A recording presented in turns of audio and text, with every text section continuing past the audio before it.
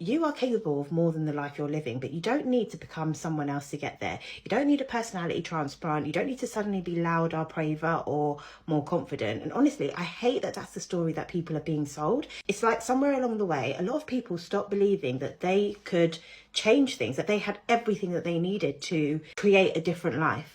And I don't necessarily think that's because people lack ambition or they give up, but they just adjust their expectations to what feels realistic. And what makes this so much harder is that we surround ourselves by people who did exactly that. They settled for that job, that partner, that version of life. And over time, it starts to feel normal, like that's just how things go. But their reality does not have to be your reality. And I see this pattern over and over again, especially with high achievers.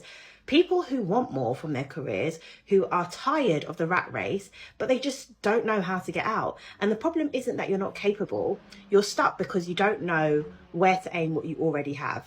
You already have the skills, you already have the experience, you already have evidence that you can handle all the things that the modern workplace throws at you. But what you don't have is a clear line between what you're good at and the life you actually want to live. So that life starts to feel like a fantasy, something nice to think about, but not something that you can seriously plan for. And when something feels unrealistic, your brain does exactly what it's designed to do. It protects you. It tells you not to hope too much, not to want too much, not to expect more than what you can already see, because disappointment feels like shit.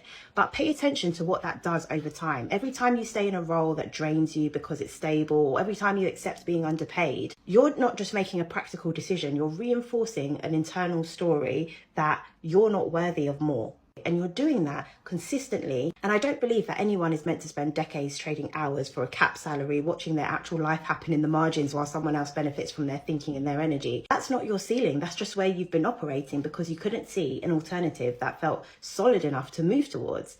And the issue isn't belief in yourself, it's belief in a path, because belief without a path feels like delusion, but belief with clarity feels grounded, it feels rational, it feels possible. Most people already have the skills required to earn far more than they actually do, because you've been building career capital for years. You've just only ever been taught to view it through a job title, so of course you can't see its full value. And this is why clarity matters more than motivation, because when you can finally see what you're actually good at, where that creates value, and how that value could exist outside one employer, achieving more or earning more doesn't seem like a pipe dream. It just becomes a question of logistics. That's what my skills to income tool helps you do. It pulls your skills out of the vague category of this is just my job and forces you to look at them commercially. What do you actually do and who needs that? How could it be packaged? Because belief on its own doesn't change anything, but belief paired with clarity leads to movement towards something concrete.